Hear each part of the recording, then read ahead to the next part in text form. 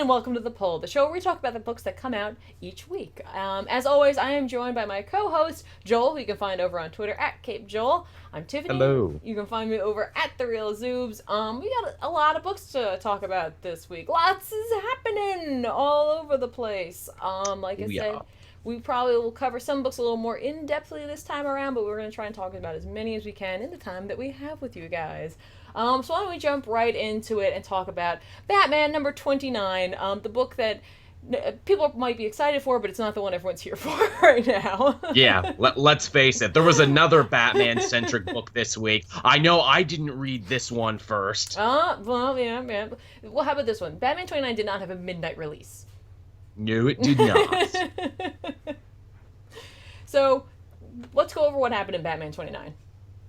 It's a dinner party. It's a big, fancy, 9-course French dinner party. It really is. It's kind of an interesting twist. I honestly did not see this coming. I didn't see like a part of this story being this like semi-diplomatic fact-finding dinner. Yeah. It's also one of those things where it's like, there's so little connective tissue, it would seem, between these War of Jokes and Riddles issues. It opens up and we're just at the dinner party. I'm like, how the fuck did we get here? Yeah. Like, obviously this is something that Batman is doing on his own. Like, he has his reasoning behind this. But I would love to see how the invitation was delivered. Yeah, absolutely. That's a pretty big thing to leave out, but once again, as Tom King has made it very clear in this whole storyline, the real stuff happens in the margins, man. It happens in between the books, man. Well, I mean, even for me, it's just kind of, it's either a very, like, scary, which obviously it probably would be, but, like, also sort of semi-funny image of either, like, someone from the GCPD doing this, or Alfred delivering these, like... He sent Alfred. Alfred was there in, like, his biker leathers on, like, a really fast motorcycle, just throwing the invitations and driving away. Right? Like, a la being a paperboy. Yeah, just a lot of interesting stuff here. A lot of writing, a lot of talking, a lot of character development in a sense for these two, and like just seemingly making sure that we understand where each of them is coming from, and like we have very much like just two very different schools of thought in terms of these villains. Like Riddler is like. Are they different schools of thought, though? They both want to kill Batman, No, which is true. how this started. But I mean, in their approach, like the Riddler is overanalyzing, trying to take an intellectual stance on it. Whether or not it's that overanalysis where like he's trying to prove himself even though he doesn't need to. And then the flip side of it, you got the Joker, who's very much just like, yeah, but I'm the Joker, so.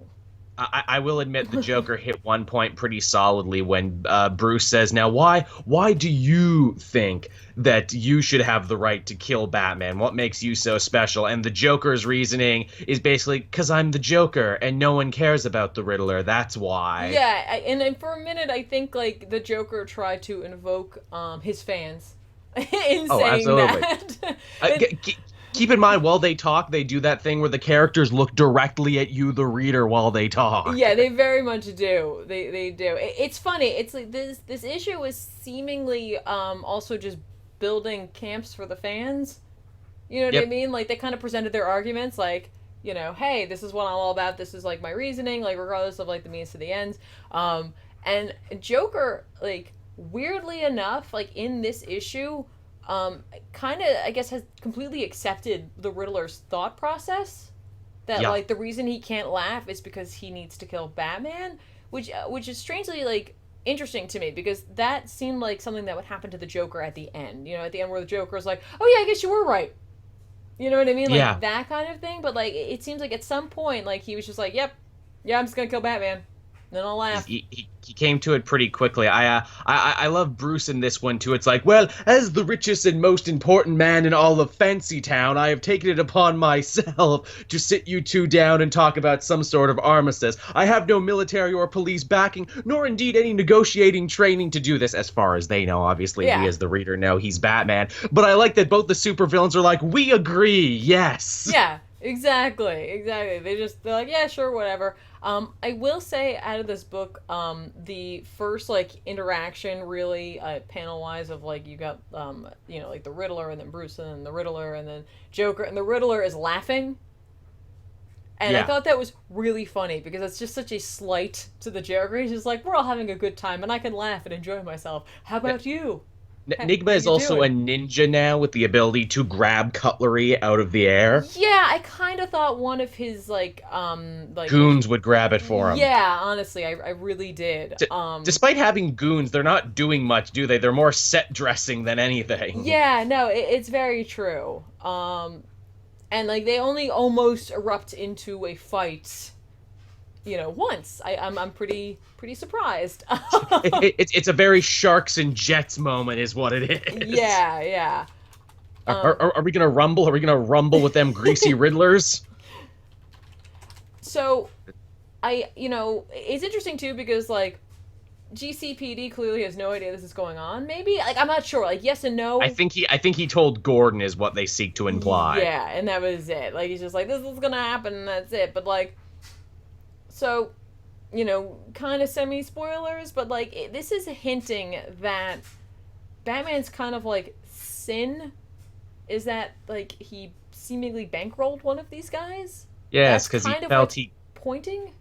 Yeah, because he feels he couldn't defeat them both at the same time, despite the fact in the future he will not only be able to defeat them both easily at the same time, he will do it multiple times throughout his career. Yeah, no, it's true. Or if we're gonna see something where we end up having like a twist in a sense, where I, it's I like, am almost certain there'll be a twist. yeah, yeah, where it's just like, well, I was gonna do this, but then no, I'm not gonna do this. It can't possibly be this simple because nothing with Tom King is that simple. Right? I mean, in a way, this is like a fairly like thought provoking issue. Like again, like there's a lot said here. I'm wondering how much of this is necessarily subtext, how much of this is just Tom King exploring the characters that he's working with at this moment because as we know in the current day continuity, well, outside of a certain event that's going on, like there's a question of the Joker and such. So like it's not been a character that King's really been able to use or to like work No, with. no.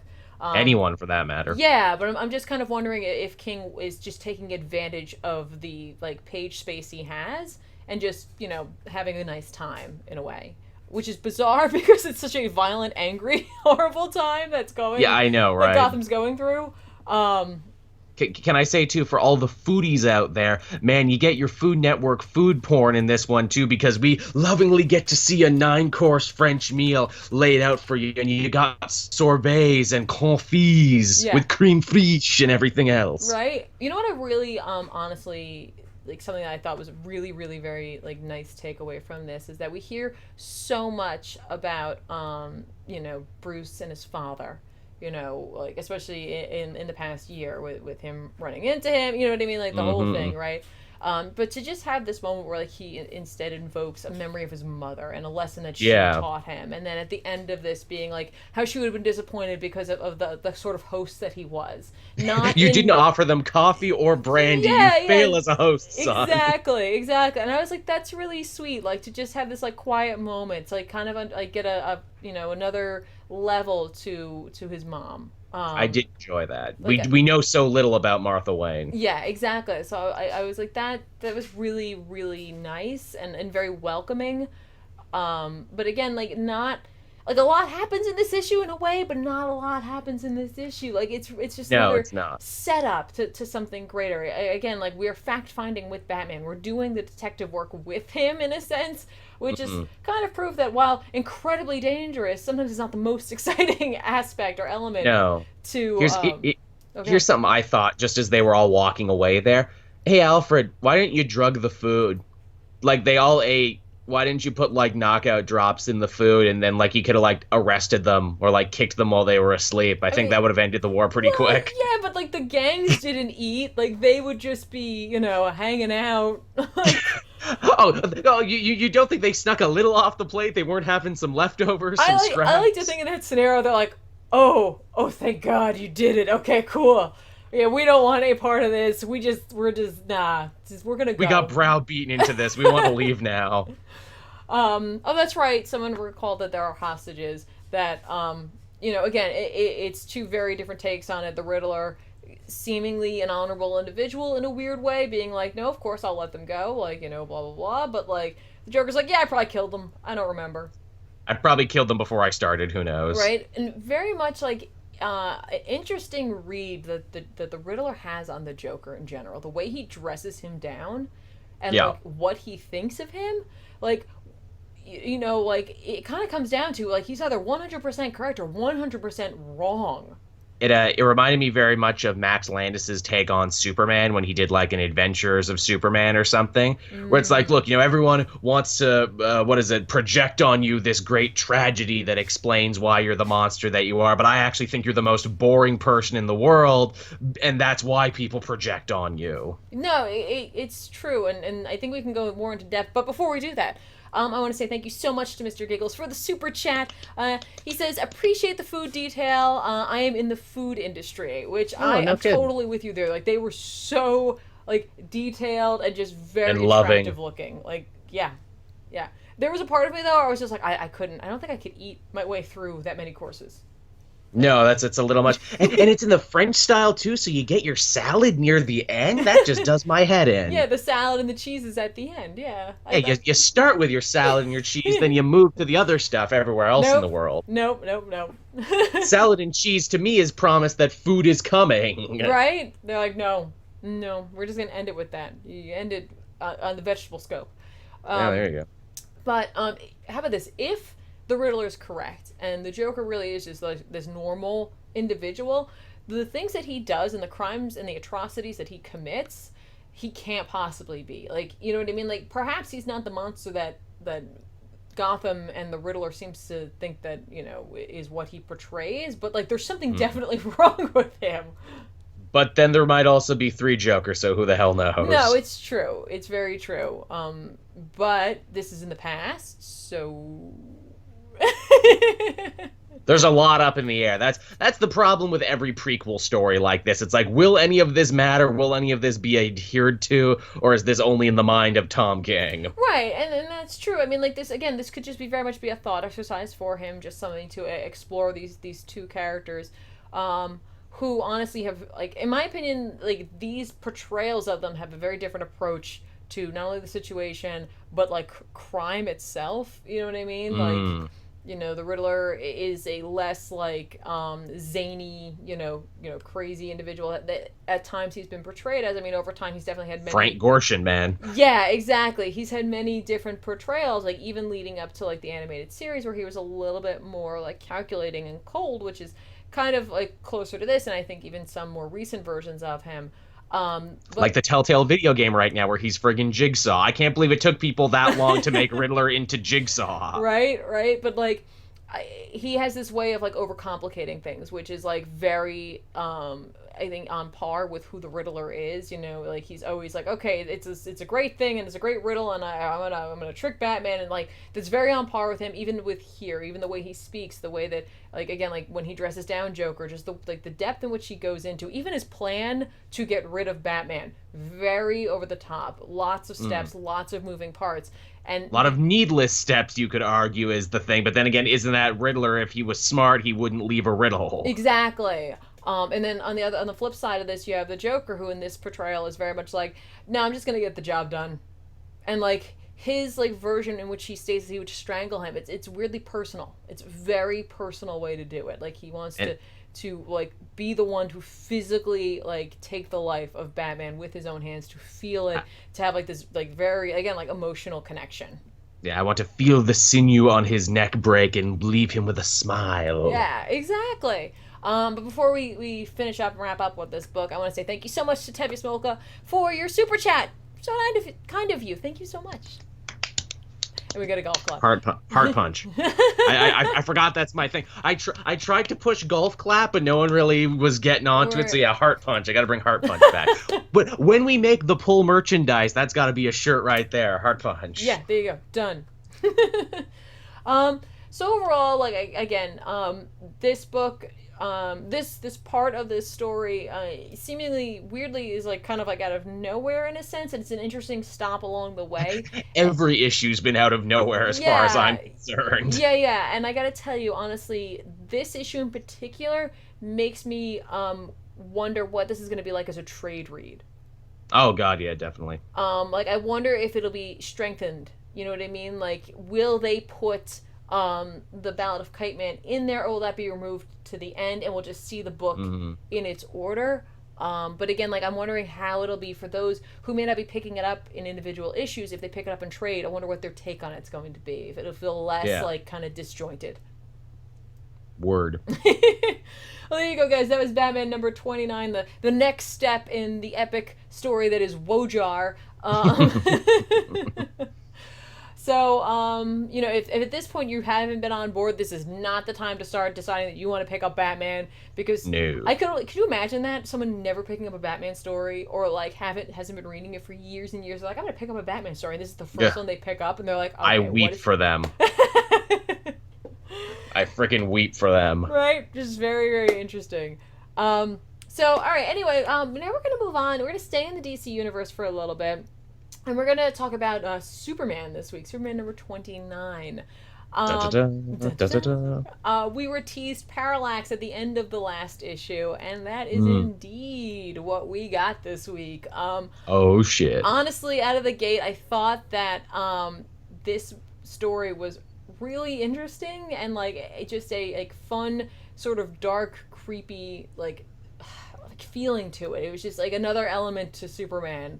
Again, in this one, like, really it's going to come down to Superman having to overcome like a greater force in the universe. We start off with a child, he's nicknamed Z. I think his name's like Zachariah or Zachary, and he's playing essentially Pokemon Go but in the DC universe. So he's like exploring. You know, they say like don't go off the path when you're playing Pokemon Go. Yeah, he goes but, off like, the path. This is the advertisement for not doing that. don't do it, because what'll happen is you'll find Parallax just hanging out. Yeah, just don't do it. Just sit in one place. Go to the Starbucks. Just play there. But he's wandering around and he finds like a little yellow creature, and he assumes that it's one of the things from his phone. Look, I'm not a child. You know what I mean? Like, we didn't say this kid was smart. No, freaking, you know. At the very least, this child is ready for the call to action. He's ready. He picks it up. He's like, I'm going to take care of you. And then we cut to 2 weeks later, and Superman is like flying around in Metropolis, and he's kind of having like this inner monologue where he's freaking out because like children have been going missing over the past 2 weeks. Every single night a child goes missing. Uh-oh. And like every morning Superman wakes up and is terrified that John won't be in his bed, which is fair because in recent history, you know, John has had some not so hot things happen to him he's had some crazy adventures. Exactly. So Superman's actually working with the police, with the newspapers, of course, being Clark Kent, to help these parents find their children. And like honestly, at the end of the day, the kids the parents are very thankful, but they don't feel like much is happening because like every single night a new child is taken and a new parent ends up joining this like group, essentially this club. So they decide they're gonna, you know, start publishing some of the photos of the parents in the paper because they want to try to humanize the children on the off chance that whoever took them is some sort of like, you know, Buffalo Bill-esque like serial killer. There you go. And big old fat person. Yeah. Thank you. I've been sitting on that Buffalo Bill voice this whole time. I never thought I'd get a chance to use it. I totally set you up for that one. Would you help me move this couch? Would you? Oh, that is like the thing. I'm like, no. Every time I'm like, don't. I love that movie in like the like most creepy way I could. But every time that scene, I'm like, don't help him. That poor cat's trapped inside. Who's gonna feed it? But so Jimmy Olsen shows up. He's going to take photos of all of the parents. And been a bit since we've seen Jimmy. Yeah, but every time he goes to try to take a photo, the photo comes out yellow tinted. Oh. And he mentions that. He's just like, oh, that's really weird. And that's about the time that Superman like starts like kind of using his various visions essentially to look for a specific energy, and what he finds are yellow footprints. And he mentions that the energy feels kind of emotional.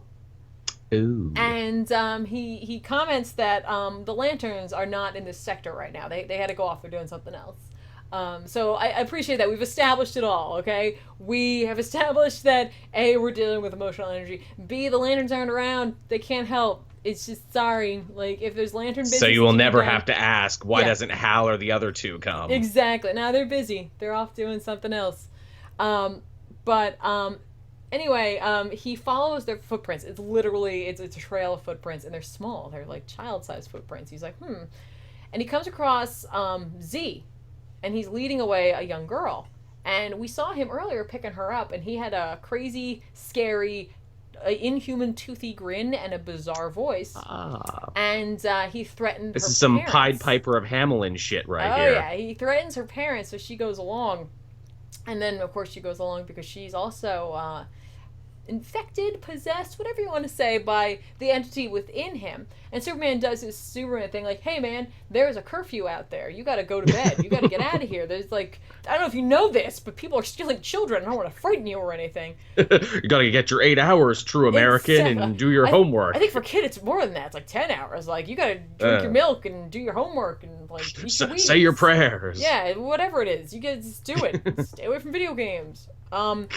But so he immediately like Z attacks Superman. Like he like lets loose with this like yellow energy, and Superman's like, all right, it's on then. And he assumes that it's something to do with Sinestro, and so he freezes the child.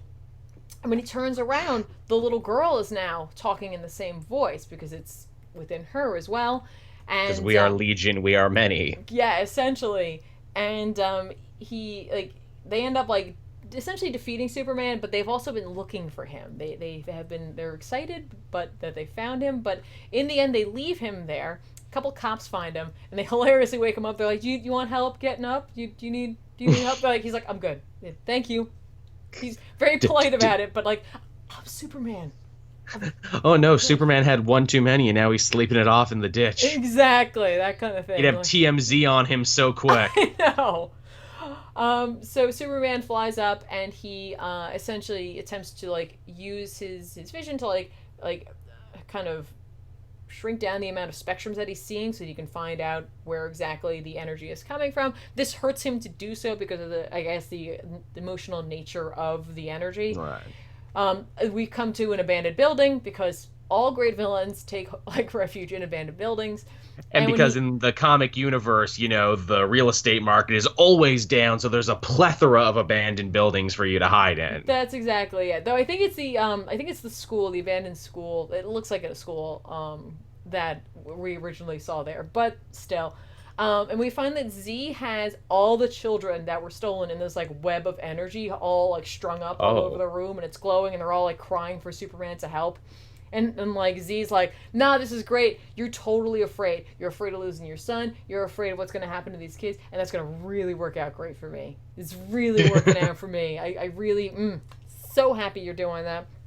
Feed on fear. It's delicious. Exactly. And at this point, Superman's pretty much figured out that it's Parallax. And then Parallax like creepily crawls out of the kid's mouth. Oh. Yeah, it's really well rendered, and like at the same time I'm like, oh, it's really well rendered. And he arrives and he's gigantic, and they begin to fight, and Parallax is attempting to essentially get into Superman. He wants Superman's body. Because who wouldn't? Right? I mean, like, look at him. He's cut, he's handsome. Yeah, it's all good. It's a lot of power, you know. I like how I go for the shallow element. You're like, no, he's strong. I'm like, yeah, that too. He's sure. Well, and she's got a wicked outfit, too. Who would want to be able to rock a cape and not get looked at like a weirdo?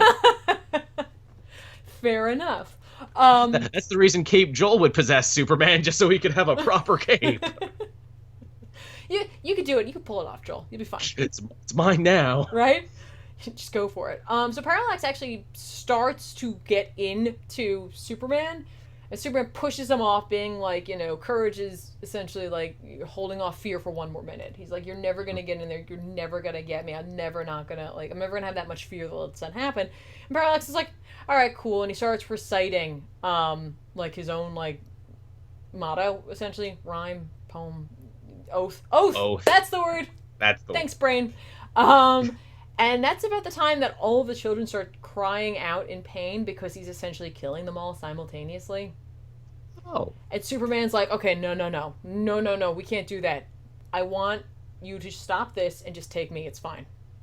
I can't let you do that. Which is like, I get it. He's Superman. He has to save these children. But at the same time, you literally just put your body into the hands of Of an evil bug thing right? that could destroy planets. Just all right. Well, so he crawls in, and we get to see Yellow Lantern Superman, and it is amazing. It's a pretty wicked image. Such a great image. I absolutely love it. But it doesn't stop there. Like, you think, oh, that's the end reveal? No, because at that point we hear a voice behind them saying, like, hey, you got something I want, and it's Sinestro. This looks like a job for Sinestro. I know. I'm like, this is awesome. So the next issue, they're teasing Super Parallax versus Sinestro. Yeah. I love it. I love everything about it. I know. This is so much fun. Again, it has like this like, greater like, cosmic sort of like ramifications to it. Now that Parallax has Superman, he wouldn't just stop at Earth. Like, there's above and beyond. Like, the fact that he can't get hurt any longer, that was his end goal essentially. But I do love the fact that it starts with like this like very small idea, the idea of like using children to incite fear throughout a city, to grow more strong from that, and then to use that against Superman. Again, very small, humbling beginnings to this like overall scheme, which I was like, that's really cool. But it also, again, it's like this very dark tale. So, and it plays into, Superman being a dad now, so he's afraid of stuff now that he never used to be afraid of. Exactly, even though his child is a super boy. Is a demigod amongst demigods. But he can't help himself. He's a dad. Your parents are always going to worry about you. It's true. So there you go, guys. There was Superman number 29. If you haven't been reading Superman, this is actually kind of a cool place to jump on board. This looks like it's shaping up to be this like grand, awesome fight. And again, like Yellow Lantern Superman, it's really fun, cool design. I kind of dig it. So, I'm wondering how long it's going to last. But still, kind of fun. Was that okay? I was like, was it a sneeze? Did you just? What happened? No, sorry, that was a yawn. I was trying to do it away from the mic as hard as possible. You got to get up. You got to stretch. You got to move around. So now we're gonna move on over to Marvel, and we've actually been covering a lot of the Generations books on this show, and so this week will be no three different, for three, right? This is Generations Wolverine. So Joel, let's talk about Wolvie.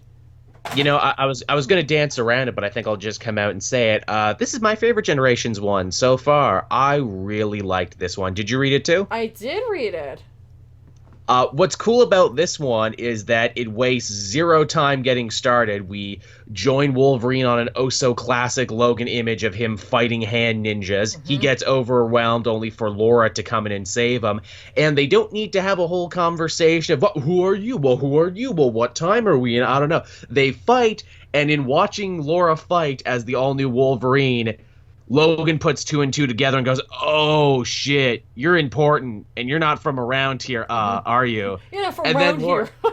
Yeah, you're not from around these parts, are you? And then only for Laura to be like, hey, man, I already got up to date on the plot before I got here. I know you're trying to save Akiko, your adopted daughter, with Mariko. Let's totally team up and do this, and we can talk later. Yeah, exactly. They really, again, like you said, they cut to the chase. At the very least, in the Jean Grey one, a lot of that was in her head. She put it together pretty quickly. She recognized, what was going on, but it was more, there was less, dialogue between the two of them about that, which I kind of appreciated, too. But this one was just nope, these two, again, they've got heightened senses, so it's kind of, Yeah. But before we go on, I want to say thank you so much to Michael III for your super chat. Thank you so much. Hey guys, just want to say that I enjoy your show. Thanks for keeping it going. Tiff, keep up the good work. Joel, please punch Benny one day. LOL.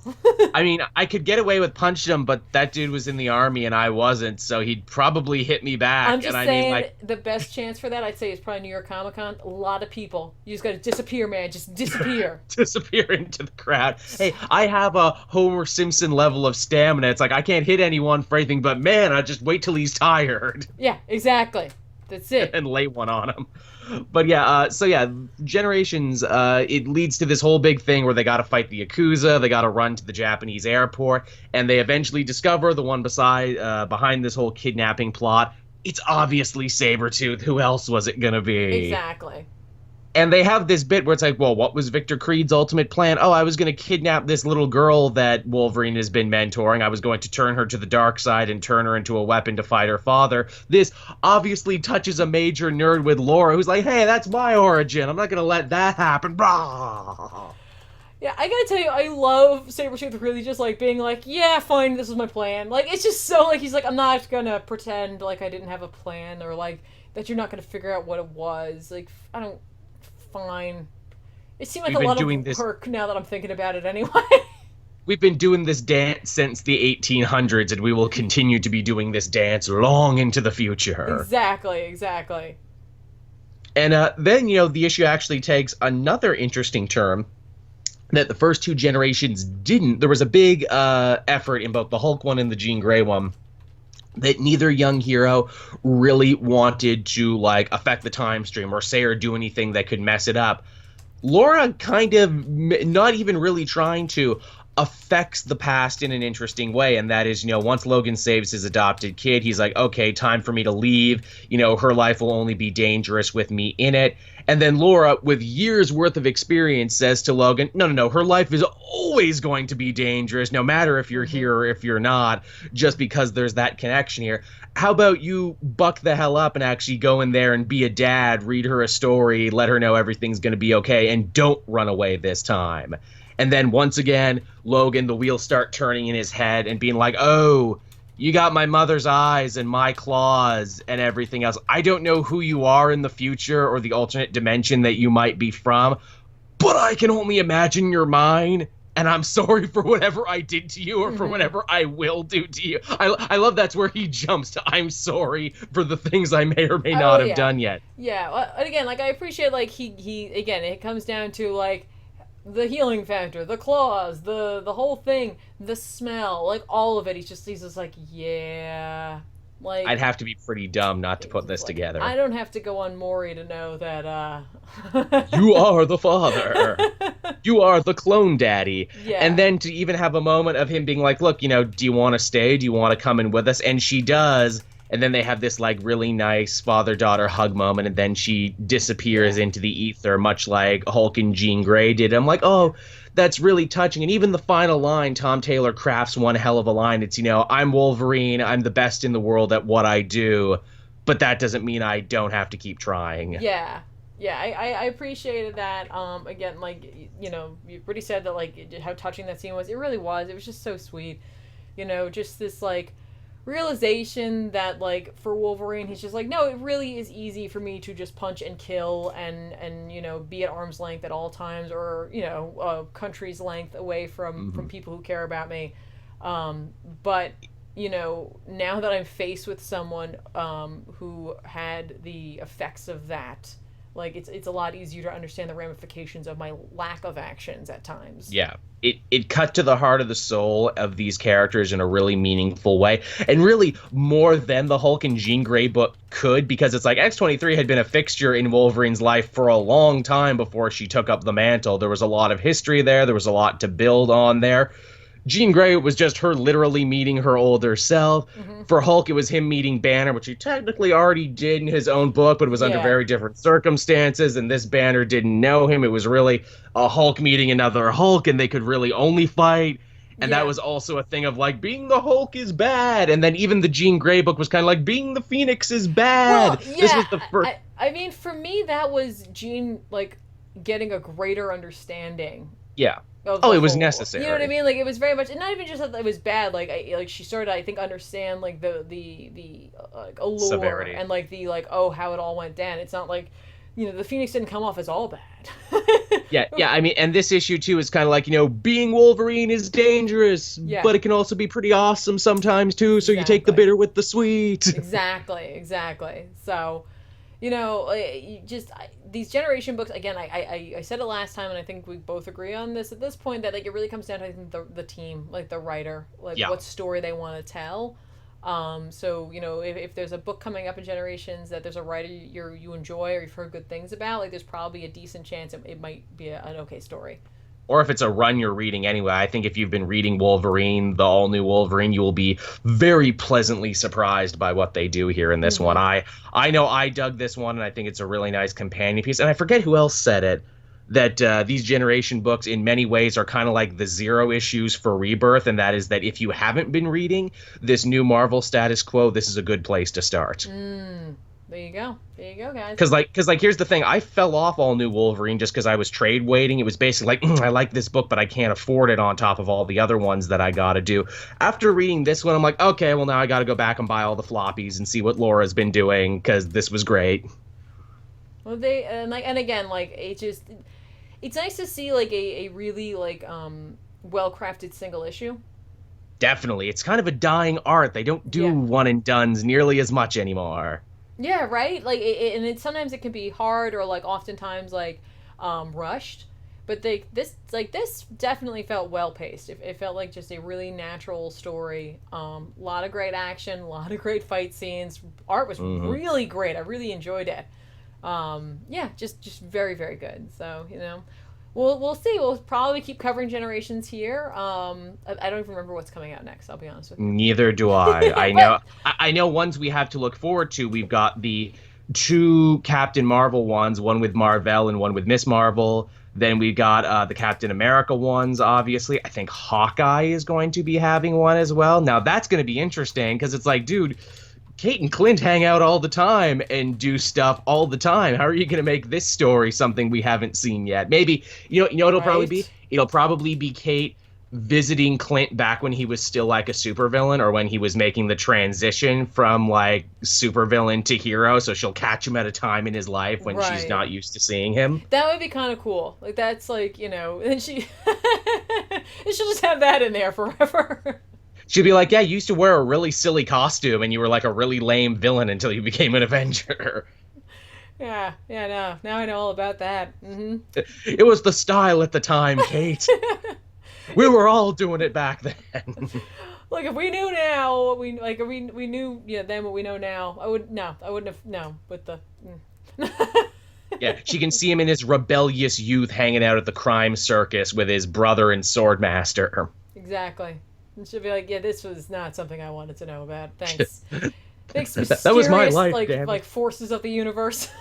that has still yet to be explained, the mysterious force that is doing this, exactly. Nor do I think it will be explained. Right, yeah. No, that would be like her dropping into him as like a teenager, like he's in his room with the door shut, and she's like, no, I'm not going in. No.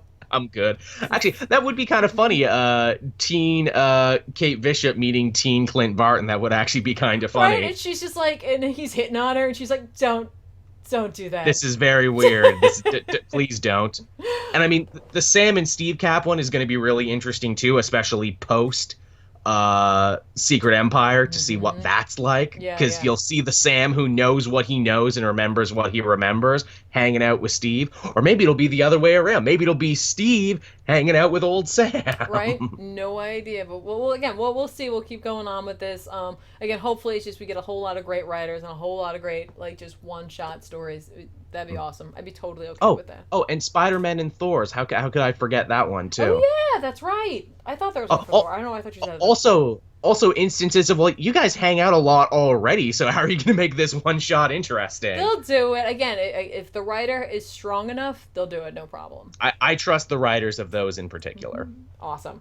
All right, real quick, because I'm already looking at the clock here, so I'm very briefly just going to say, hey guys, I read Regression number 4 this week. That's the Cullen Bunn horror story that's going on that includes past lives and crazy bugs and possession of individuals from those past lives and being incredibly violent and all that stuff. This issue in particular just kind of kept going with the previous story. We see Adrian essentially in his being possessed version of himself going after Molly, his friend. She kind of takes him out with a couple of well-placed statues and to the head and a swift knee to the groin region, which takes him down for a bit. But when he kind of is still he's with it still, but then he comes back to himself and he apologizes and he's so sad about the whole thing and he's terrified. And he explains that something happened when he went for that regression therapy, that one session with Sid, who is of course dead now, and how Molly immediately is like, this is my fault. Whoops. I shouldn't have taken you to that regression therapy. I should not have forced that. Now I have to help you. She knows someone else who works with that kind of thing. They go on a bit of a road trip where now it's a lot of conversation in this issue. This issue for me, honestly, kind of lagged a little bit. It just kind of seemed like we're getting from point A to point B, and along the way, though, we do see like a crew of I don't know how to describe them. It's just like this like crew of folk who like clearly have potentially sinister motives, and they all have very darkened eyes, like as though perhaps they too are possessed by something from beyond the beyond there. And we do go to this new individual eventually, and she is going to put him through regression therapy once again to try to solve all of this. Again, this issue for me was the weakest of the series so far at number 4, which is weird because we really should be coming up to the 5th one, which, you know, Image sometimes does a 5 or 6 first arc. Right. And I'm just surprised at how much this kind of lagged for me this time around. So hopefully it'll pick back up. I'm sure this issue is just going to be very important in terms of just general story, like moving, and a little bit of character development. But overall, I was like, all right, cool. I mean, I'll grab the next one. But, you know, if this is kind of the status quo now, I don't know. Yeah. So there you go. So, again, just looking at time, we'll come back if we have time at the end for another indie book. Yes. But right now, I may have read an indie book this week. Yes. But right now, we're going to talk about Spider-Man 2, number 2. Spider-Blood. Which is funny because I didn't know how to write that down when I was writing down our list of comics. So neither did I. Well, I'll just try to remember how this all goes down. So yeah, let's talk about that. Let's talk about Spider-Man 2, number 2, Joel. Not a hell of a lot happened in this issue, to be honest. I was surprised how light this was on actual information. We see Miles and Peter duke it out with the mysterious Taskmaster who came from the portal. Again, no word yet on whether it's 616 Taskmaster, Ultimate Taskmaster, or something different. What we do know, though, is that this Taskmaster is taking orders from 616 Miles Morales, who is some sort of prolific crime figure. Right, yeah. And moreover than that, when Peter attempted to get some information on Miles and his universe, we finally get an answer to that. You know, when Peter searched Miles at the end of the original Spider-Man, what did he discover? The answer is, are you ready for it?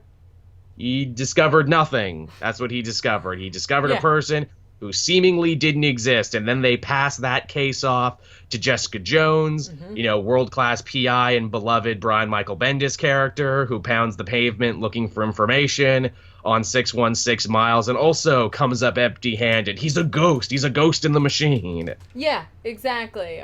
By the way, I love the sequence, though, of her going through and, like, hanging out with different characters and clearly going on all these adventures in between the panels, essentially. That was pretty dope. I was like, that's a lot of fun. And again, because Pacelli's drawing it, I'm like, and it looks great.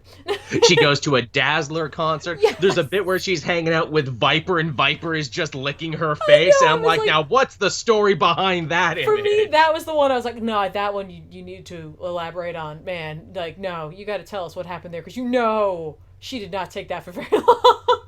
No. And I'm just like, isn't her saliva poison? Shouldn't that kill you or come close to it? She's fine. It's all good. There was a joke I really appreciated because, you know, Miles comes from school to hang out with Peter. And this is one of the few instances where we actually see Miles and Peter hanging out in civilian clothes. Believe it or not, that actually hasn't happened very often. Right. In many of the Spider-Man stuff. And Pete's like, high school. I remember that. I miss being able to carry a backpack around with my costume. I can't do it now. I'm too old. You reach a certain age and you just look like a creep if you're carrying around a backpack. That's no. See, I disagree with that. You see people in New York all the time, like people who are adults and have real jobs and like have to go places. And they have a backpack because it's the easiest thing to carry around. I think there's a difference between like an adult work backpack and like a kid's school backpack. I think that's what Peter was talking about. Okay, so he wanted one with like a character on it. With himself. Yeah, he wanted something fun. Yeah, because he's a nerd. He's like, obviously, if I could, I would carry around a Spider-Man backpack with my own face on it. Maybe he'd carry around the Doctor Strange one. He'd carry around a Captain America one. Well, I love Cap. I love him this much. That's not a wise thing to do anymore, man. No, not anymore. It's not. He had to get rid. That's why Peter actually did have a Captain America backpack, but he had to get rid of it. Nope, don't need this anymore. That's over. That part of my life is done. Gonna put this back in the closet next to the Ninja Turtle costume. And my fantastic Bagman costume, too. They'll be cool again one day. Sure, you just keep holding that hope. Put that in the safe deposit closet. And if it seems like we're going off on tangents, that's because that's literally all that happened in this book. Yeah, well, yeah, no, it's true. I did notice that there's a part in which Peter mentions Wonder Woman. Yes, just out of nowhere, yeah. Along with the Pope and several other characters, Yeah, but yes, I was like, Wonder Woman. what? What are we saying here? Can you do that? Can you legally do that? How you getting away with that one? I mean, he's technically not lying where he's saying, like, oh, I know all these amazing people. I know Wonder Woman. Like, there was a DC Marvel crossover, but I don't think that was you. I think that was the clone, actually. Also, I mean, at the end of this, we do see Taskmaster meeting up with the other Miles, and, like, he is acutely aware of what the ramifications might be of meeting the other Miles. That's true, because we haven't really talked about those ramifications of what happens when a 616 character meets their ultimate counterpart. They really haven't gone into great detail. Is it like a time travel thing? Like, if you touch tips, will that destroy the universe? Right. Well, I've got another, like, just, like, this isn't I don't even want to call it a theory. This is just more of a thought exercise, everybody. Okay. But maybe what they might be hinting at here is that the other Miles, the older Miles, isn't even from here. Yeah, that's what I was thinking. They're gonna go around and say, nope, Miles is actually the real 616 version. Or that this other Miles, like, again, like, there has been, I know you've mentioned it before, that there's chatter of, like, potentially a reinvigoration of the Ultimate Universe. I wonder. Lots of talks about the tear and everything else. Right, exactly. Like, this Miles and that Taskmaster might be from a totally different universe. It's likely. And that, like, maybe there is no Miles here. Yeah. And, like, that's also a thing. That's, like, an interesting, concept that it's like, okay, so if there is no Miles here, what does that say? What does that indicate? Like, has he just not occurred yet? Was it something, like, so far in the past that we're not aware of it? You know what I mean? Like, and this Miles also appears to be much older. Yes, much older. And I'm wondering, like, and I think we've talked about this before, is this, like, remember in Back to the Future how Doc Brown is terrified of, well, I guess the second one, really, of the like, themselves running into one another. Like, yeah. Like, when the Jennifers meet, like, that, like, either nothing will happen and they'll pass out, or it'll be, like, the end of, like, like, everything, in life as we know it. I wonder if that's the fear, or if they're just concerned that they'll learn about another universe. That too, or is it one of those things where it's like only one Miles can exist in the same space, but by the end, either there's got to be one or there'll be neither or something like that. Exactly. It's like infinite possibilities. It's like Rick and Morty. We got 24 hours to make there be only one Miles. Yeah. So, like, as much as not a lot happened in this story, like, it definitely did, like, keep my interest going and in this overall, like, tale. But I do wish that, like, again, like, maybe this issue had been a little tighter. I don't know. Like, it just, maybe we could have, like, shortened up some of the beginning parts. I don't know. We'll see what the plan is overall. Again, like, I'm still interested to see where it goes. I want an answer, that's for sure. Yeah, I do too. Again, and it could be, like, none of our ideas. That's true. As the chat just said there, or they could fusion dance into one Miles. Yes, become the one true Miles. Perfect. I love I must absorb you into myself and take your powers. Okay, anytime anyone ever says, I must absorb you, no. Thank you, no. No, you don't. Just you don't have to do that. I'm sorry. No, you use that word. No. Big nope. No, if we were fusing, fine. If we were fusing, I'll fuse. I'm not going to be absorbed. All right, guys. So that was Spider-Men 2, number 2. And again, like, if you're interested in finding out about, the multiple Miles, just, what's going on with the tear, all of that, then you might want to run out, grab it and the one before that. But otherwise, we'll keep talking about it right here on this show.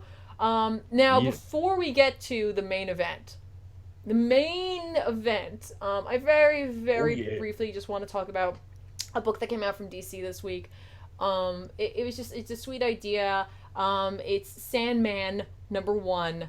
The Sandman #1, and it's by Jurgens Orlando. It's a bunch of people. It's a couple of stories about the old school Sandman with the yellow An costume and the red anthology. and the whole thing. And then in the back, there's a bunch of like reprints of little mini Kirby stories because it really is a Oh, nice. celebration of Jack Kirby's 100th birthday. And it is so like it's just so nice. It's just such a nice idea. And I'm really only gonna talk about the first story very like briefly. Just because like I don't know. I was just like I picked it up simply because of my interest in the character. And then, like, after I was done with that, I was like, "Oh, you could have given me nothing else. I could have paid $5 for the story, and that would have been fine with me." Because it's just all right. So this story starts, and it's very Kirby feeling. It's very like old school like writing style. Like, they definitely tried to invoke that era. Not only in the art, but again in the writing itself, in the storytelling, in the story overall. Like we see the Sandman, and he's in the Dream Dome, and he has Brute and Glob in capsules behind him, and an alert goes off, and there is a child who's dreaming, and like his dreams are too intense, and the dreams might Too raw. they're well yeah, but like the monsters from the dreams might end up like actually breaking into reality, and he has to stop it. And he can't just go into the child's psyche because like that could damage him forever, but inevitably he has to, and he must bring Brute and Glob with him, and they go in there and they go on a merry adventure filled with like crazy psychedelic images and also tons of Kirby crackle. Always good. They end up facing all these like crazy dream images, these crazy like just like barriers keeping them out, and in doing so run into a hero who like shows up, and he is silent but like powerful and strong, and comes to the aid of the Sandman and Brute and Glob. And the Sandman is like, okay, you guys have to keep fighting here, and I have to go out into reality because I have to wake the child, because that's the only way this will stop. And like, we're almost to the point where like there's no return, and the monsters will come into the world. And it's just again overly dramatic and just very just over the top and just cheesy and fun. And he gets there, and the monsters immediately start to try to stop him because it's about to happen, and like reality will be like forever changed essentially. And that's again when the silent hero shows up and starts like beating the monsters up and all that. And the Sandman like wakes the kid up, literally just wakes him up. He's like, "Hey, you gotta wake up. Hey, come on." And by the way, I just want to confirm this is not Morpheus Sandman. This is not Vertigo Sandman. This is not a Kirby creation either. Kirby was a part of the team that like helped to I think write him, but like this Sandman came. There's been lots of Sandmen. Okay. Yeah. There's like detective, creepy looking Sandman. There's this Sandman. I always liked that guy. Yeah, exactly. There's plenty of Sandmen. That's weird to say. But anyway, so he wakes the kid up, and the monsters all start to disappear, and that's when the Sandman realizes that the hero was also a dream. That of course the child's mind would create a hero to battle these foes along with him. And so essentially he's just like, wow, like that's super cool and stuff. And then he realizes that he's just like, wow, I can't believe how much this kid's like dreams were so strong and like inventive and all this stuff. And he starts to see all the like pictures around the room, and like the kid's an artist. And he's just like, well, clearly, like, you have, like, many things you'll create and all that stuff. Oh, and I know where this is going. Well, let me finish it, Jill. No, I'm going to. I'm just saying, I know where this is going. And on the bed is, like, one image of the hero who helped him along the way. And it's just signed, like, Jacob Kurtzberg, which is, of course, Jack Kirby's real name. And, I was so blown away by the simplicity and the sweetness of that story. And just what a way to honor him. To not only, tell the story in that like style and like to show the art very like close to his style of art, to include the Kirby crackle, but to then like say essentially that this child like being Jack Kirby was incredibly imaginative, and he truly was. Like, he like single-handedly helped to create so many characters that we've known and love. What's funny is throughout like the dreaming, when like we see like some of the monsters, like one of them kind of look like Fing Fang Foom. Like, you know what I mean? Like, there's someone like, that kind of looks like, but you couldn't, wait a minute, hang on, what's going on here? And by the end, you kind of figure it out. But, like, again, like, that was such a sweet story. And again, there's another story in there, and then there's a bunch of Kirby stories. But for me, that was like the best thing out of the whole book. And I haven't had a chance actually to finish reading all the Kirby backups in there, but like, just such a sweet little story. Like, Sounds nice. It made me smile, especially like with so many like heavy things going on in comics right now. This was just a nice definitely. little like, hey, don't forget, like, this all came from a place of like your heroics and like just do-goodery essentially, and here it is for you. Like, it's only a few pages, but it's worth it. Sounds heartwarming. It really was. But there you go, guys. That is it for Sandman #1, and it for the show. We're not going to do anything else. We're good. We're gonna no, we're not gonna go. Don't even joke about that. Exactly. If those of you who in the area had a midnight release on very late Tuesday or early Wednesday, whatever you want to call, of course, DC Metal #1 came out. Mine, of course, is going to be backwards to you because that's how things work. But I have the Batman riding a T-Rex version. It's a pretty solid version. I have my version over there, but I'm not going to get up and get it and postpone the show. We also have the metal, like the midnight release version. It's over there. Yeah. So here we go. We are venturing into this dark crisis. Joel, you want to start this off? Sure. I'll jump in here and there because there's a lot. Please do. It's do. funny because like the book isn't super long. It is dense, but in like more of the way of like it is dense with like interesting bits of continuity and just not holding your hand. This book does not hold your hand. It expects you either to know this or to have the gusto to go out and find out about it. It is continuity porn is what I would call it. It's just like, oh yeah, all the stuff he put in there. And I gotta say, and like maybe we'll talk about it a little bit later. What's interesting though is the continuity that is being picked, and it's weird because like there were things I was like, oh, is this a Snyder continuity thing? Like, what are we doing here? Yeah, but we'll talk about that. But yeah, let's talk about the book overall. Yeah, the book starts off with a very kind of, how would I describe it? Very, like, James Bond, Raiders of the Lost Ark, like, cold open action scene that's not really related to what happens to the rest of it, but it kind of gets you in the mood and also gives you an action scene at the beginning so you feel satisfied so they can do all their story building. Hang on, real quick. I want to say thank you so much to Alberto. I don't know. Alberto! Thank you so much for your super chat. I'm sorry I can't say your last name. That's not anybody's fault but my own. He says, "Lol, Tiffany just pulled a shut up, Joel." I kind of did, but in a way where I just wanted my moment. This is a really sweet, kind moment. It was the warmest, most respectful shut up, Joel, I've ever had. I just would have, like, if we had the technology to do that, I would have, like, pushed you out of the way for a second, just pushed your panel out, like, okay, hang on. You come back in a second there, but yeah, they're on Warworld fighting Mongol, and in the first nice bit of continuity shout outs, the rest of the league is like, hey Superman, weren't you fighting him and Zod last week? How did he get a new Warworld so quickly? Yeah. And the answer is he kidnapped Hero the Toy Man to build it for him.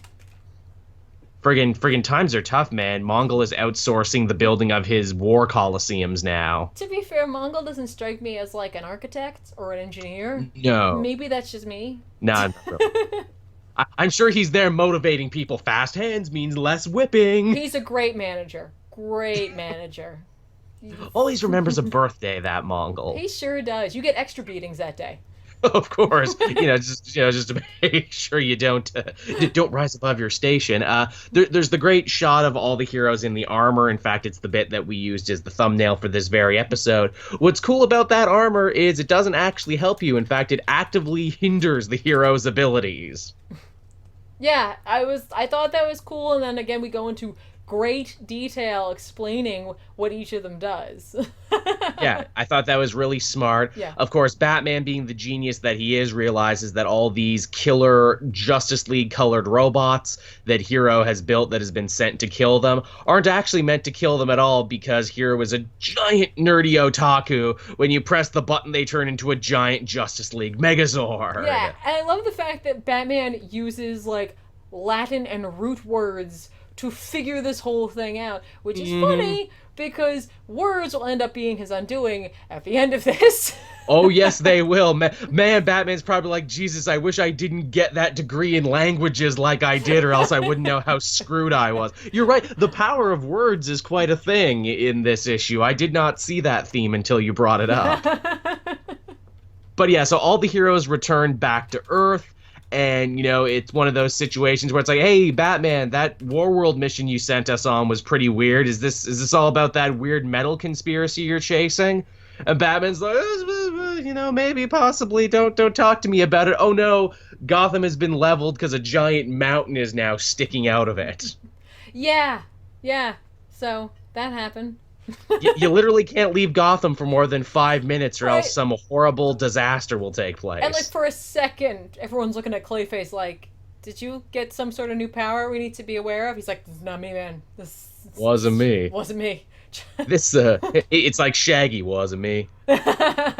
This mountain turns out to actually be Challenger's Mountain, belonging to the Challengers of the Unknown. It is filled with the exact same dark energy signature that Batman has been chasing in the Forged and the Casting. Mm-hmm. It also has a cryo chamber filled with a few people and at least one robot. Red Tornado is there, and they make a solid point of saying this is the first time the Justice League is actually meeting Red Tornado. Right. It's definitely the first time I think this version of Red Tornado has shown up. There was the lady version in Earth 2. I know some people were saying apparently that series of shorts starring the Metal Man and Red Tornado's creator, Tio Moro, apparently he was there for a second, but most fans didn't know that, and Scott Snyder didn't know that, because for all intents and purposes, we're meeting him for the first time. Right. And again, that's why I'm starting to wonder if he's picking and choosing as he sees fit. It's difficult to tell. There's a hell of a concentration being done to Earth 2 characters and Earth 2 adjacent characters, because they meet the Blackhawks, of course, the military order that Batman has been feuding with in the other Scott Snyder book. We meet their leader, Lady Blackhawk, only to discover, hey, it's Kendra Saunders. It's the original Hawkwoman, is what it is. Hats off for that piece of retconning, because I've been saying forever, when is Hawkwoman going to come over to the main universe? Because Earth 2 Hawkwoman was so cool. The answer is Hawkwoman was always here. You just didn't know. Exactly. Surprise. Loved that piece, right? She's hung up her wings and her mace because, her lover and partner, Carter Hall, the Hawkman, went missing in another dimension with his team, the Challengers of the Unknown, to try and get to the bottom of this whole dark metal thing, and he hasn't come back yet. Mm-hmm. Now, I gotta tell you, again, and I'm just gonna mention, that, for me with this whole continuity thing, right? So he's pulling from Earth 2. He's pulling from All-Star. Right, which was yes. questionably in or not in continuity. Yeah, they reference the events of All-Star in other books. Right, but then again, and they also reference what's going on in Superman, what just with the whole Action Comics thing. You know what I mean? Yes, what just transpired. Reference that. So, does that mean that the other books like Action Detective are going to need to reference what has happened here? Because this is almost certain. But, will they? You know what I mean? Or is this just Snyder doing what he's doing? You know what I mean? I do wish that DC would just... It's okay to tell us, guys. It's okay to say, hey, everybody, I know, part of what we're doing, it has to do with continuity, especially, having, gone back to, trying to bring back characters that everyone was asking for and such. Let us tell you what we're operating with here. And it is funny that Detective in Action won't have tie-ins, but Green Arrow and Suicide Squad and Teen Titans will have tie-ins, right? And Action won't, because Action's doing its own thing right now. They're going to be doing the reveal of Mr. Oz, so we got that going on while this is happening simultaneously, and it's well, when are they set then? They're having a busy week. It's right? A real busy Superman's week. Superman's going to be really busy. Gonna be real tired. He's got a lot he's got to do. But yeah, so Kendra gets all the other heroes up to speed on what Batman already knew about the metal, how it's got this corrupting dark energy nature. But moreover than that, she explains that the evil metal comes from the dark universe. There's the multiverse as we know it, made up of 52 Earths, and we know it's 52 Earths because she literally pulls out Grant Morrison's map from Multiversity. Yeah, well, he loaned it out to her. He did. Man, if frickin' the writer, which is Grant Morrison, if he showed up, hello, it's just me, I would have been like, yeah, that makes sense. You're like, yeah, no, I really should have seen that coming. I don't know why I didn't. All right. I love her explanation of the dark multiverse too, because it's basically just like Stranger Things, where it's like, okay, here's the Earth as we know it, but then I turn it upside down. Oh, and it's black. That's the dark Yeah, universe. exactly. And then there's going to be like four adorable boys who are going to have to defeat And a one big scary bald girl. monster. Yeah, it's going to be awesome. And instead of the Demigorgon, the big evil baddie that the Bat Tribe cultists who exist in the universe and who have been referenced a couple times, they worship Barbatos, who is of course the evil, possibly devil creature that Grant Morrison created and wrote about during his run, Right, right. who had a very strong connection to Batman and the Wayne family. And indeed, Kendra Saunders goes on to say, yeah, here's the thing. Barbatos to enter our realm needs needs a portal, needs a wagon, as it's said here in the scripture. And hey, what's the root word of wagon? Why, it's Wayne. Go figure. What's funny is that is such a like Sherlock Holmesian twist where it's Yeah, just it like you would was. have never figured this out, but they knew because I wrote it down. Damn right. And Batman in that moment is like, ah, fuck. Everyone's looking at me now. It's me now. Okay. Jumps out a window, catches a raptor, and then rides it all the way back to Wayne Exactly. Man. Now I appreciate that we do get something similar to this, but it's not a T-Rex. No, it was just a raptor. A raptor with feathers. Yeah, yeah, which is fine. So- It's much closer to. Raptors are a little smaller than that, but so maybe it's not a raptor. Maybe it's something similar. I'm not a paleontologist. No, neither am I. I would have loved to have seen like a Simpsons smash cut to like the front yard of Wayne Manor. Batman has pulled up and he's left the dinosaur on the front yard as he comes running in. Alfred, No, Alfred. he took the sub. He had his sub show up, so you'd have to like pack him in the back and be like, "I can't leave you, buddy. Hop in." I love you too much. Yeah. Now you're Dinobat. Yeah. Oh shit, man! Look, we can repurpose some of these Ace the Bat Hound costumes, and Exactly. now we have Bat Raptor. Look, Alfred. I know we have to deal with this mountain and impending darkness, and who the hell knows what else. But I need you to get on costuming for this guy. For this dinosaur, it's gonna be the hip new thing. Get on that.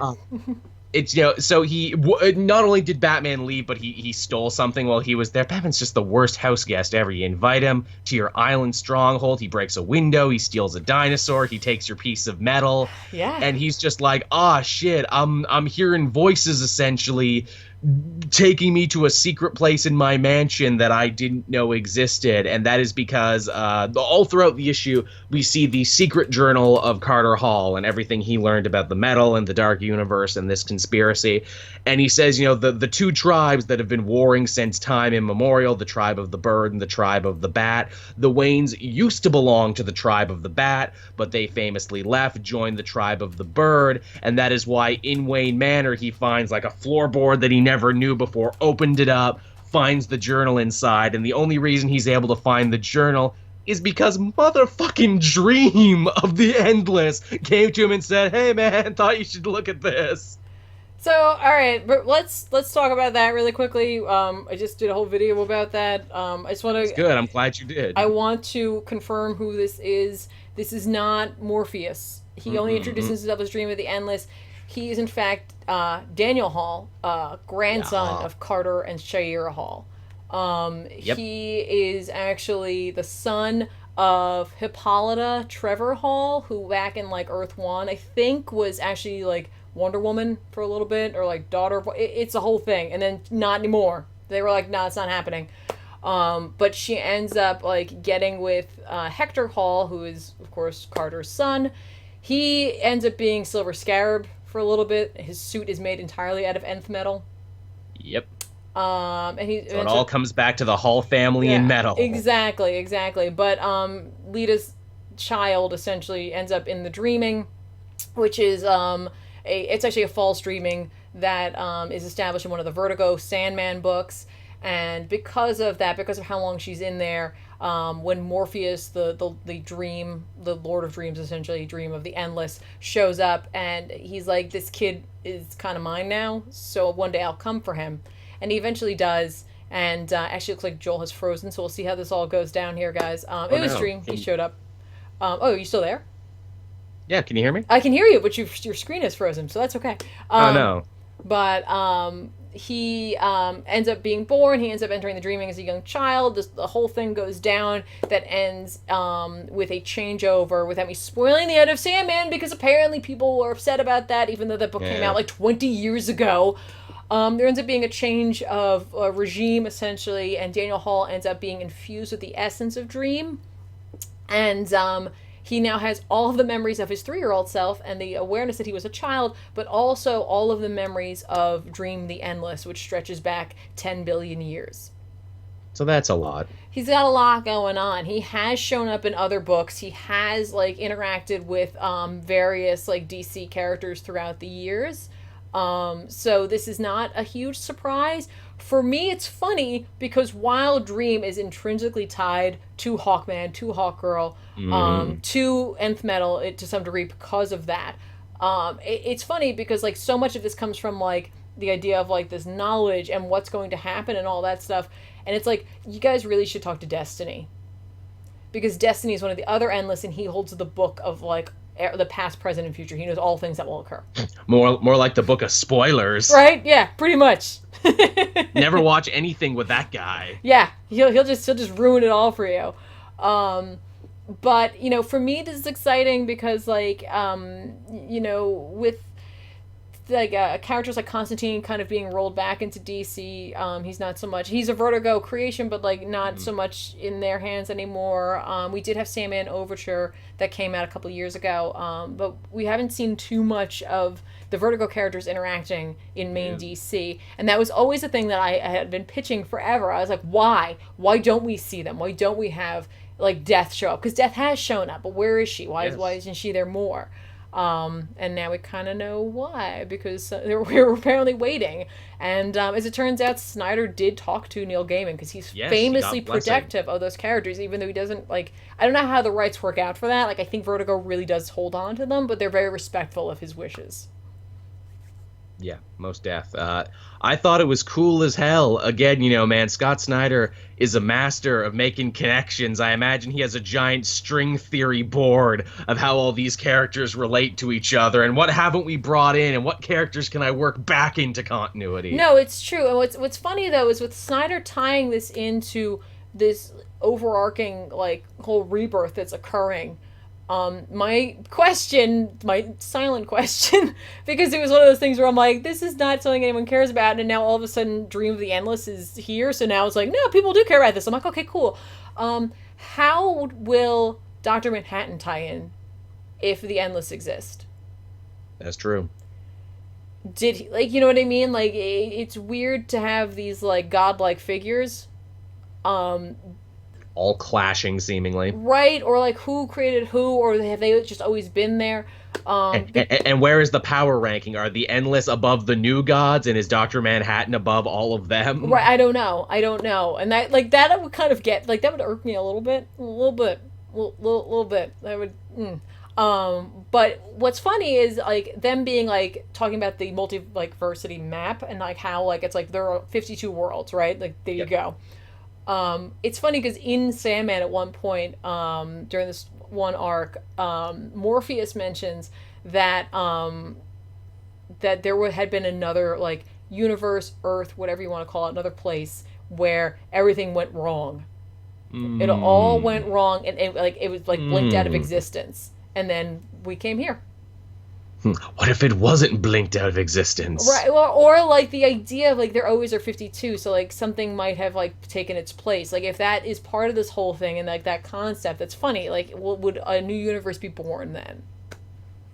That'll probably be the Dark Matter universe that will probably end up following, or at least the Dark Matter imprint. Or will that even be a factor at all? Probably not. I just thought that was kind of interesting. And again, thought exercise, people. Thought exercises. They definitely do a good job, you know, raising the stakes, being like, no, this shit's so important and so huge, fucking Dream had to get involved. Yeah, Dream had to show up. And again, part of it, too, is like he does, to some degree, have the memories of being a child, of being human.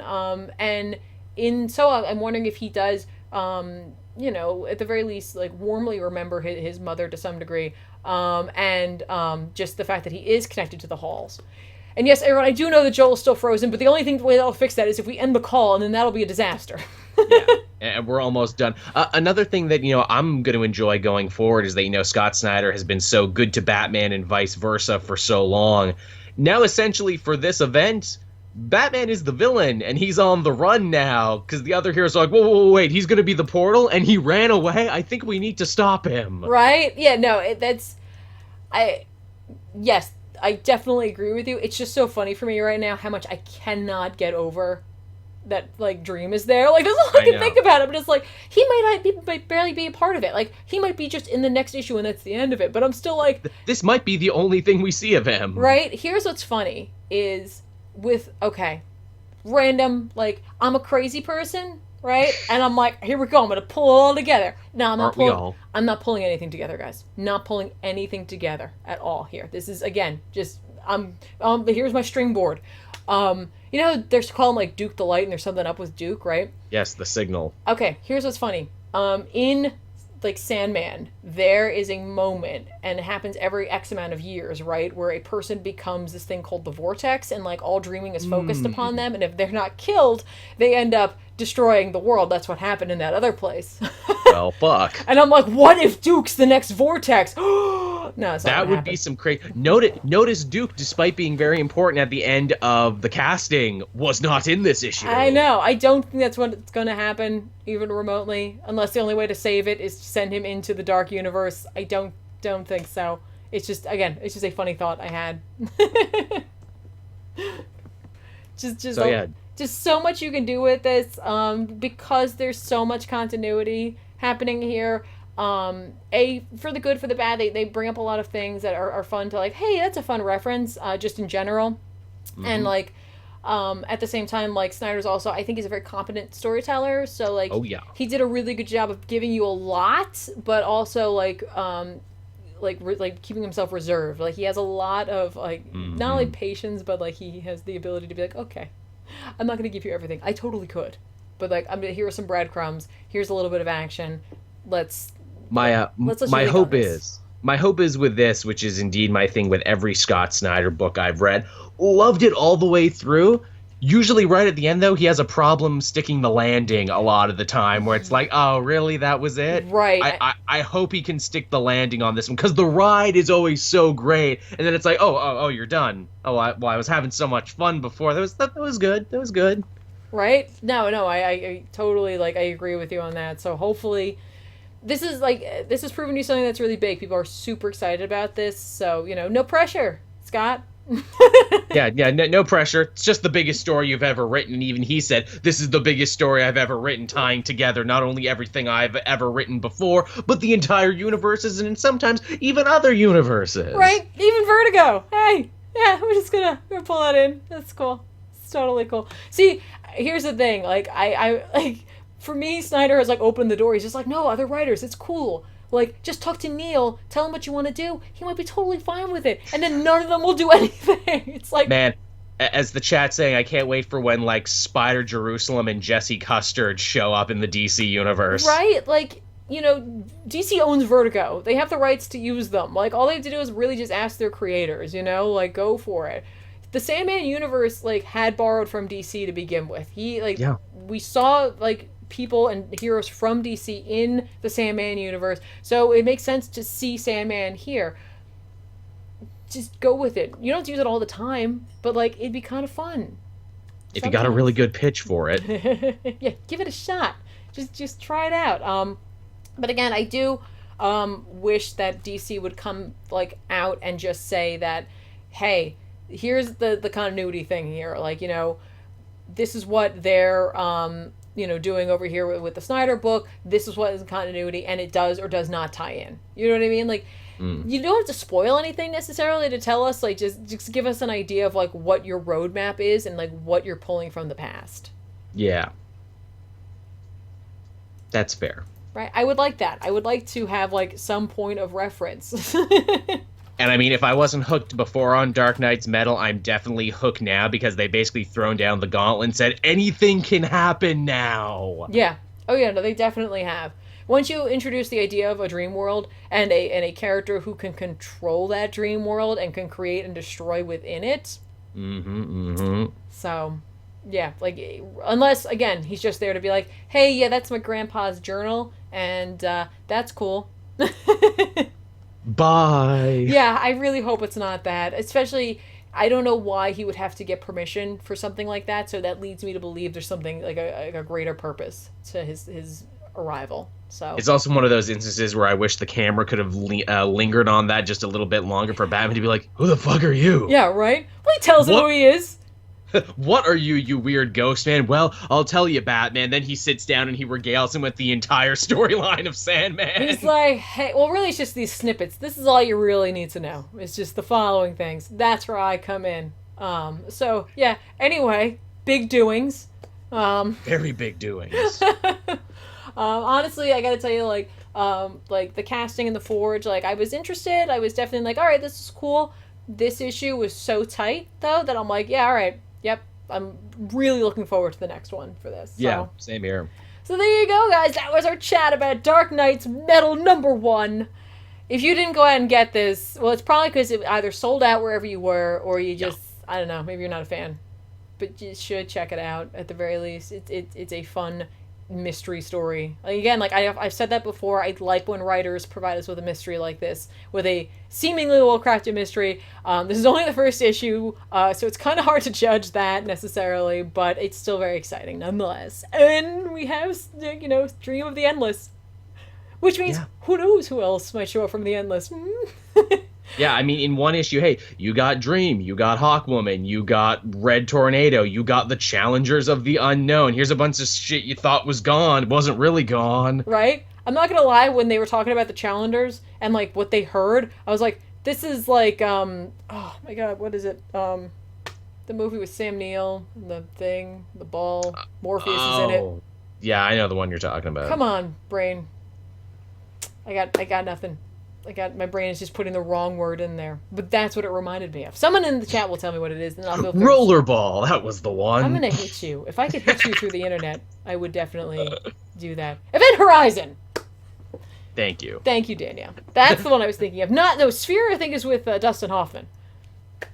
But yeah, you know what I mean? Where it's all, like, crazy. And yeah, that's kind of what happened. Like, that's in my head what happened. They went to, like, a scary demon place. Like hell, essentially. Yeah. Yeah, you don't. Wasn't a good time. You don't want to go there. It's not good. Don't open that capsule. That was the right call. Don't. It's not good. Whatever's in there is not good. So there you go, guys. That's it. Wait, hang on. Before we go, we've gone so far over time, but I'm gonna support Joel in his plea to read Southern Bastards, guys. If you like indie at all, go support some indie books here and there. Look what happened. It's back now. Technically, Vertigo is an indie book, or not Vertigo, but it's an indie imprint. It's Sandman was an indie book, and look where it is now. Absolutely. Not that it really needed this, because Neil Gaiman's an incredibly competent and talented writer. So. Oh yeah, but basically, yeah, with Southern Bastards, it took a long saga-like break due to tragedy in Jason Latour and the editor's family. It's back now. It's back strong. Go and read it because it's the best crime comic being written currently. Plus, it's Jason Aaron, and who doesn't love Jason Aaron? The man's a hit machine. Yep, I love him. Yeah. I love him from his shiny head to his big bushy beard. It just made me think of Hot Fuzz. Agreed, big bushy beard. Skeleton. We're gonna be up to our balls in jugglers, Tiff. Crusty jugglers. Alright, guys, thank you guys so much for hanging out with us again. This is another kind of long episode, but we knew with the Dark Knight's Metal 1 coming out that we were going to have a lot to talk about with this. A lot of excitement brewing in the comic book universe. We had a lot going on this week. A lot of it kind of on the darker scope, though. You got Batman with this creepy dinner. You got Superman with Parallax. You have what happened in Dark Knights just in general, and then you had some really sweet things like Generation Wolverine, very sweet moment there, and even with Sandman having come out this week, just nice opposite end of the spectrum, but just good balance this week. And again, I apologize that Joel has frozen. The fix to this, I feel like, would be worse. We can still hear him, and it's his words that matter. And honestly, Joel, it's not a terrible face that you're making. You're just kind of, you're very pensive and a little blurry because you're moving. So it all kind of worked out at the end. That's good. Yeah. Someone screen capped one from Elseworlds Exchange the other day where I look like a freaking grudge ghost. Oh yeah, no, this is fine. If I got to tell you, were it something that were like unkind to you or not good, I would have we got to fix this now. If I'm making some sort of horrible O face. Yeah, exactly. We would have put the cover back up. We would have fixed this whole thing. But considering it was fine, I was like, we're okay. We'll just keep going, unstopped. That's good. Just keep going on with it. All right, guys, don't forget, if you want to hang out with us more individually, you can go on over to @CapeJoel on Twitter, find out what he's doing, just hear all kinds of Joel thoughts, and just, follow him, hang out with him there. And over on Twitter, you can find me @TheRealZoobs. And there's a cat down here now. But don't forget to come back every Thursday where we will talk about the comics that come out each week. And if you want to hang out with the weekly poll game, gang, not game, that's over on Eligible We should have Monster. a game. Yeah, right? The weekly poll game. It involves drinking. You can head over to Eligible Monster every Tuesday. That's over on Twitch to see that show. We're talking about comic news, pop culture, all that stuff. Also, be on the lookout for some potential exciting news about podcasts. This podcast, along with the Weekly Poll and the Elseworlds Exchange, has made it to the final rounds for podcast awards. So we're all very excited about that. Just thank you guys so much for voting for everyone, for the Weekly Poll, for Elseworlds Exchange, for the poll. We can't thank you guys enough. It really is just so kind of you. I don't know how else to put that, but that's so cool and nice of you guys to do that. Well said. It's just it's all because of you guys. Thank you so much. And if you're a judge from this certain production or listening to the show right now, maybe consider us just a little bit. Yeah, exactly. Some people, I think, received emails as part of that. I don't know if that was anybody who registered, but if so, check your emails. You might have been selected for that. But again, the rules are fuzzy. They are, but still, regardless, thank you guys so much for even getting us this far. It's above and beyond. It's just so nice of you. So that's it. We will see you guys next week. Have an awesome weekend. And again, if you didn't pick up any of the books that we recommended, go do that and have some fun reading them this weekend. And then we'll go back and we'll talk some more next week. So we'll see you guys then. Hal and Scott. Bye-bye. Bye-bye.